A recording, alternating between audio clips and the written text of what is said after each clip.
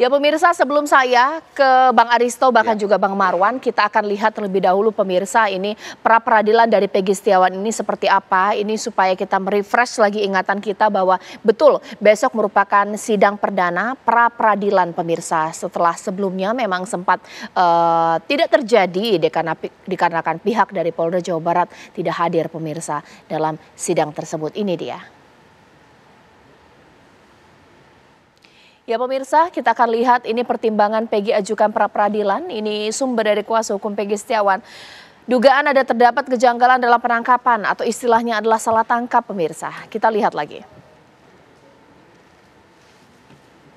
Ya pemirsa, di mana penangguhan penahanan ini Peggy kemudian sempat ditolak oleh pihak dari kepolisian. Ya. Dan kemudian Peggy dinilai tidak terlibat dalam kekerasan pembunuhan Vina dan Eki. Ini menurut kuasa hukum Peggy tidak terlibat. Bahkan alih-alih Peggy Setiawan, Peggy Peron dikatakan pihak kuasa hukum bukan merupakan Peggy Setiawan. Ya 2016 polisi memang hanya menyita motor Peggy tanpa melakukan pemeriksaan. Ini yang dikatakan oleh kuasa hukum dari Peggy Setiawan. Ya, Peggy baru ditangkap polisi setelah kasus Vina ini ramai kembali, pun ini menjadi poin keberatan dari kuasa hukum.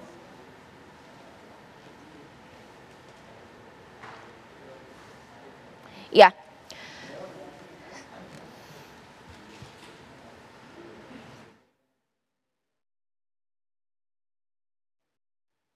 Baik, sebelum saya ke Bang Aristo dan juga Bang Marwan, sekarang saya tersambung dengan narasumber saya selanjutnya yakni Irjen Pol Purnawirawan Arianto Stadi. Di sini merupakan penasihat ahli Kapolri. Selamat malam Pak Arianto Stadi, Pak.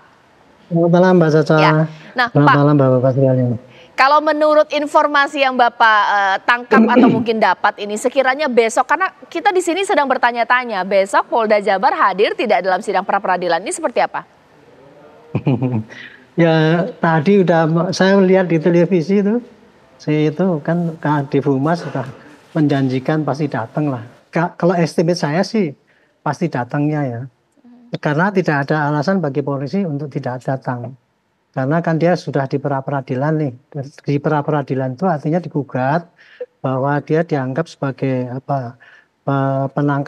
penangkapan ataupun penetapan sebagai TSK atas nama Peggy itu diprotes, salah tangkap dan sebagainya. Nah ini kesempatannya untuk menjawab ya di sidang pra-peradilan itu. Jadi kalau polisi tidak tidak memanfaatkan kesempatan itu pasti akan rugi kalau menurut perhitungan saya.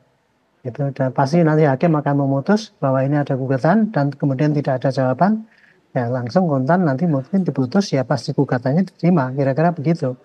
Tapi kalau dia datang kan Pak Hakim akan melihat kira-kira apa sanggahan ataupun keterangan daripada polisi.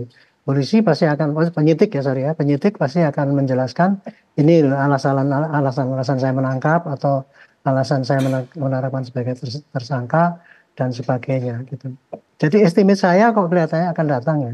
Okay. Dan kemudian kalau ditafsirkan polisi akan mengulur waktu, kayaknya kan sekarang nggak bisa ya. Jaksa kan sudah mengalihkan itu kasus BAP-nya kan dengan P18. Artinya kan berarti polisi harus melengkapi apa yang diminta oleh jaksa itu untuk mendapatkan P21 ataupun statement dari jaksa bahwa berkasnya itu dianggap lengkap. Saya kira besok pasti akan datang. Kalau datang polisi akan rugi. Terima kasih. Oke, Bang Aristo, supaya kuat sanggahan dari pihak yang digugat, sekiranya polisi harus melengkapi apa saja sih? Mengingat ada 35 halaman loh dari kuasa hukum Peggy, 10 saksi. Sementara poin keberatannya adalah dikatakan Peggy Peron bukan Peggy Setiawan, ditangkap setelah kasusnya ini viral dan juga hanya motor dan lain-lain.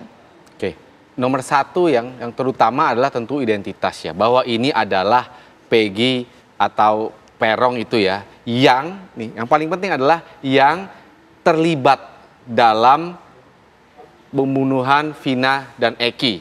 Apakah saya tidak tahu nanti sangkaan lainnya apakah ada pemerkosaan juga ya, saya belum tahu. Tapi itu utamanya. Jadi bukan hanya ini adalah orang yang namanya Peggy atau Peron atau Peggy Setiawan, tetapi orang ini apakah terlibat atau tidak, apakah memiliki alat bukti permulaan yang cukup. Alat bukti permulaan yang cukup seperti yang saya katakan tadi, minimal 2 alat bukti. Tapi utamanya adalah kualitasnya, betul tidak? Kenapa? Karena ada pertanyaan-pertanyaan kan. Pertama, pertanyaan-pertanyaan soal legitimasi dari keterangan-keterangan saksi sebelumnya. Kita juga pernah berdiskusi bagaimana BAP itu berdasarkan keterangan hanya 1 orang saja, misalnya Aep misalnya, atau keterlibatan Ibtu Rudiana. Nah, hal-hal seperti ini yang harus dijelaskan bahwa persoalan-persoalan itu tidak betul dan tidak mengkontaminasi penyidikannya. Memang tantangan berat ya. Kenapa tantangan berat? Pertama, bahwa ini sudah terjadi 2016 dan sudah ada putusannya. Jadi sudah ada cerita yang terestablis sebelumnya, seperti saya bilang, yang sudah ada di putusan-putusan sebelumnya, itu kan dianggap sebenarnya fakta. Benar atau tidaknya itu dianggap fakta, karena sudah menjadi putusan yang berkekuatan hukum tetap. Nah, inilah yang kemudian harus kita lihat apakah bisa dipertahankan atau tidak.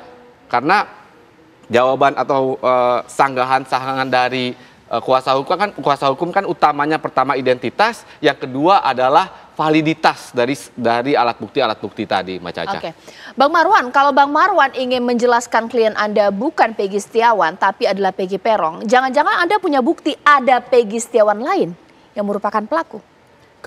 Saya tak ini Mbak, kita fokus ke Peggy Setiawan aja. Saya tidak akan menggambang ke Peggy lain. Tadi apa disampaikan oleh ahli hukum pidana, sangat setuju sekali saya. Saya berkeyakinan 99% penyidik tidak bisa membuktikan keterlibatan Peggy Setiawan dalam melakukan pembunuhan. Buktikan sama kami kalau ada buktinya sidik jari di dalam kasus pembunuhan. Dia hanya membuktikan dengan cara ijazah. Ijazah dan keterangan saksi-saksi yang tidak dapat kami percaya. Makanya saya berkeyakinan sampai detik ini Peggy Setiawan akan bebas. Yakin saya. 99%. Oke, selain meragukan tapi saksinya kira-kira siapa? Apakah mungkin yang membuat klien Anda yakin bahwa klien Anda bukan Peggy Setiawan, ataukah mungkin saksi-saksi yang melihat memang dia tidak berada di tempat ketika peristiwa pembunuhan terjadi, AFK atau apa sih? Saya jelaskan Mbak ya. Ya. Dari identitas saja, klien kami namanya Peggy Setiawan. Sementara yang di DPO itu adalah Peggy alias Peron. Ya. Identitas ciri-cirinya berbeda, alamat rumahnya berbeda. Nah itu. Yang kedua, kami yang memperkuat kami lagi keyakinan kami, klien kami dijadikan tersangka pada tanggal 21 Mei kemarin. Sementara kalau orang DPO itu sudah menjadi tersangka.